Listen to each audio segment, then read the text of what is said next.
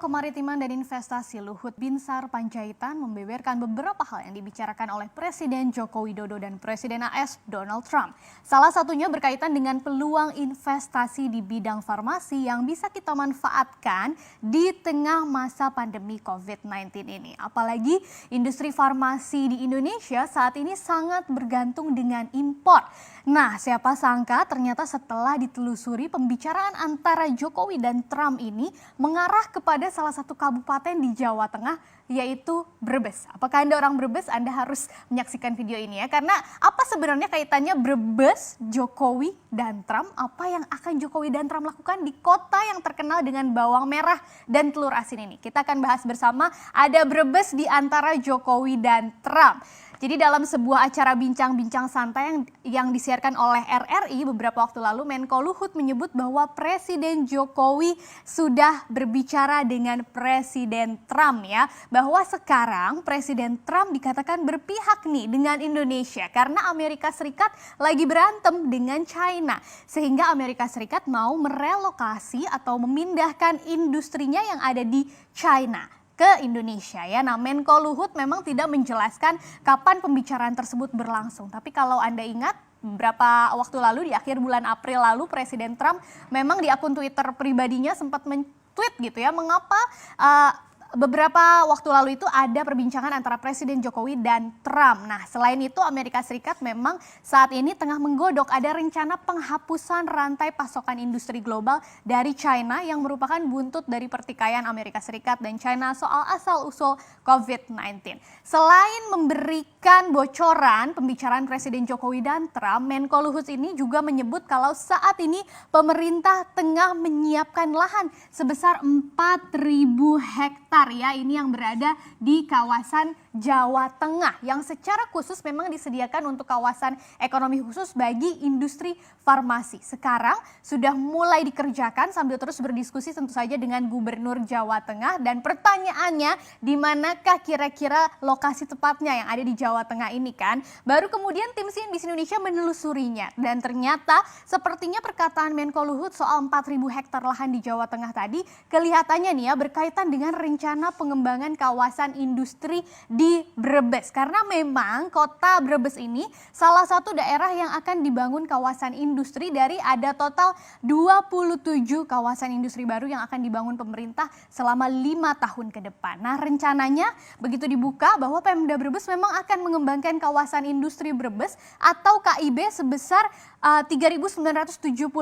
hektar. Jadi mirip nih dengan 4.000 hektar yang dibicarakan oleh Luhut. Dan kawasan peruntukan industri Brebes juga sebesar 5.070 hektar. Kalau dilihat kawasan industri lainnya di Jawa Tengah, tidak ada yang seluas ini. Makanya sepertinya ini adalah Brebes. Dan kawasan ini akan membentang dari Kecamatan Losari, Tanjung, dan sampai ke Bulakamba. Dan dalam catatan resmi Pemkab Brebes ini ada sebanyak 39 perusahaan ternyata yang sudah bergerak atau sudah mendaftar ke kawasan ini begitu ya, itu dari berbagai sektor untuk menghuni KIB sampai dengan November 2019 datanya. Kemudian ada juga 24 investor yang sudah mendirikan pabrik di Kabupaten Brebes dan selebihnya masih ada 12 perusahaan yang sedang dalam proses perizinan sampai akhir 2019 lalu.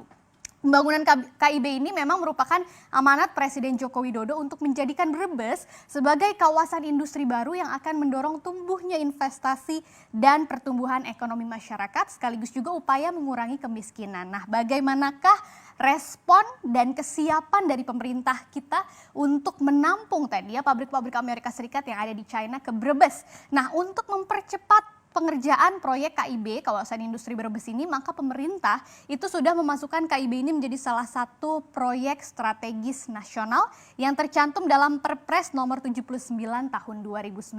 Dan sejauh ini juru bicara Kemenko Maritim dan Investasi menyebut bahwa proyek ini sudah dalam proses pembebasan lahan secara bertahap. Selain itu pemerintah pusat dan pemerintah daerah dalam hal ini juga melakukan pembagian tugas gitu ya, pembagian penugasan melalui penyertaan modal ke salah satu BUMN yang akan menjadi pengelola proyek yaitu PT Kawasan Industri Wijaya Kusuma atau KIW. Dan saat ini dari penyertaan modal itu porsi kepemilikan saham KIW itu ada pemerintah pusat memegang 51,09%. kemudian 40,39% untuk Provinsi Jawa Tengah, dan 8,52% untuk Kabupaten Cilacap. Nah, pembagian porsi saham tersebut diharapkan bisa memberikan dampak bukan cuma ke pemerintah pusat, tetapi juga ke pemerintah daerah. Nah, mengingat anggaran yang dibutuhkan untuk menjalankan proyek ini itu minimal 2 triliun rupiah, atau bisa lebih ya dari itu, maka pemerintah akan menambah penyertaan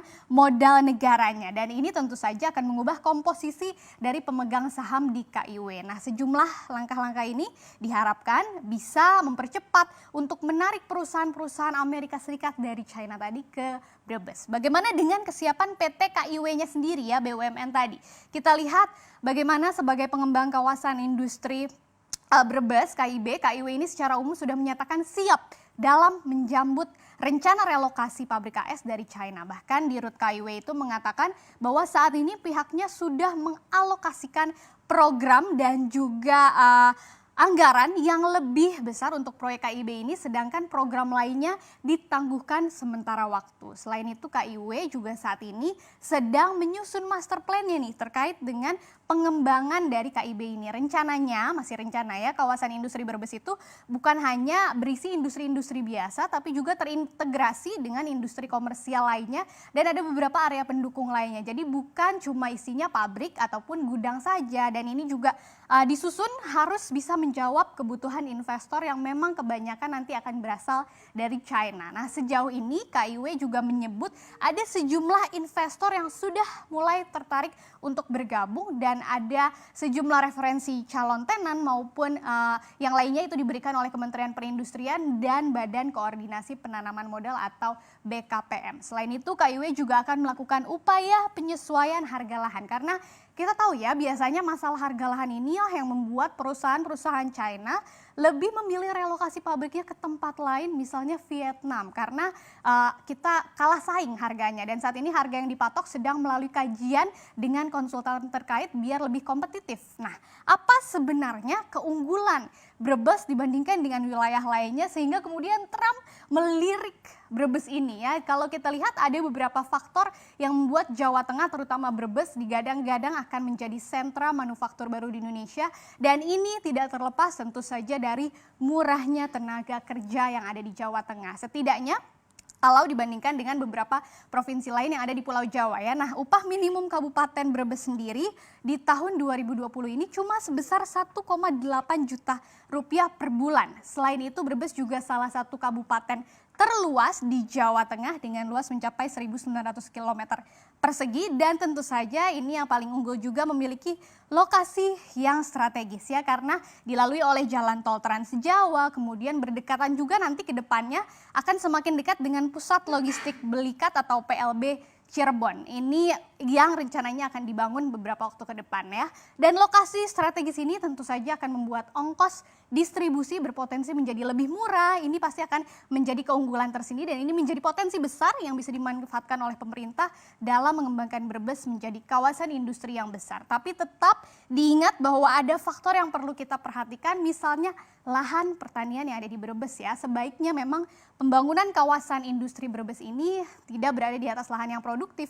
Jangan sampai keputusan untuk menyulap Brebes untuk menjadi sentra manufaktur menjadi bumerang bagi sektor penting lainnya seperti pertanian.